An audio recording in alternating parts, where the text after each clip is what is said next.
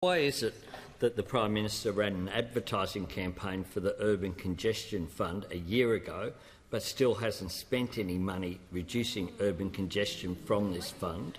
Why is it that he had an ad ready on the day he announced a bushfire response, but bushfire-affected communities are still waiting for support? Why is marketing rather than substance always the priority of this Prime Minister? The Prime Minister has. What I've noticed from the Leader of the Opposition is he always puts politics, Mr Speaker, over the serious issues that need to be addressed in this place, Mr Speaker. Mr Speaker, I reject the Members on my left, the member for Morrison will leave under 94A. The Prime Minister. Yes, you. It's happened before. I suspect it will happen again. The Prime Minister. Mr Speaker, I totally reject the assertions that the Leader of the Opposition, as he constantly does, coming to the dispatch box, treating question time as smear time, Mr Speaker. The Leader of the Opposition treats question time like he's some sort of Twitter troll coming in here on a daily basis seeking to smear and engage in misleading and misrepresentations, Mr Speaker, in one grubby attempt to simply try and prop himself up because he's got nothing else to talk about, Mr Speaker. The Prime Minister will resume his seat. Has the Prime Minister concluded his answer?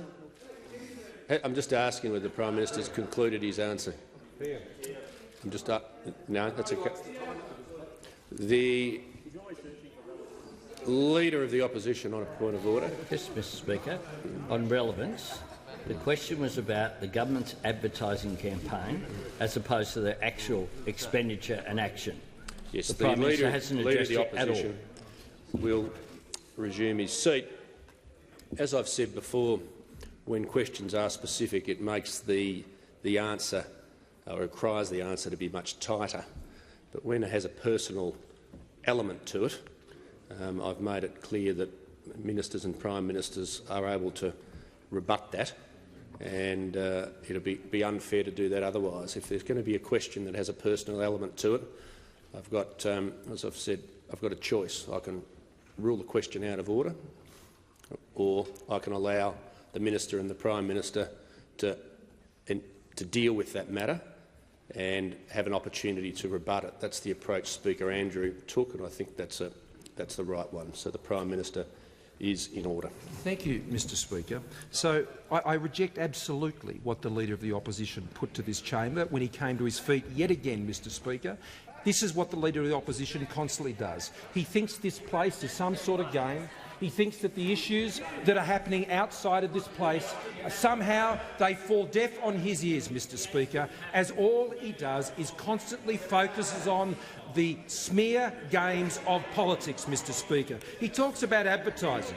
Mr Speaker, already on the Labor sites they have an advertisement which actually features Defence Force personnel, and he comes in here lecturing this government about those types of practices, Mr Speaker. I would encourage the Leader of the Opposition to turn his attention to the focus of what is the government. Right now, Mr Speaker, we are dealing with the very serious issues of Australia's response to the coronavirus. The Leader of the Opposition is even yet to ask me a question on the fact, Mr Speaker. Last week he couldn't even bother turning up to a briefing on the topic, preferring to do selfies with sports stars than inform himself about the coronavirus. And when we approached him a week ago, Mr Speaker, so the National Security Committee could meet, they engaged in disruptive, pathetic games in this place. I'm not going to take lectures from the Leader of the Opposition, who is the equivalent of a Twitter troll in this parliament.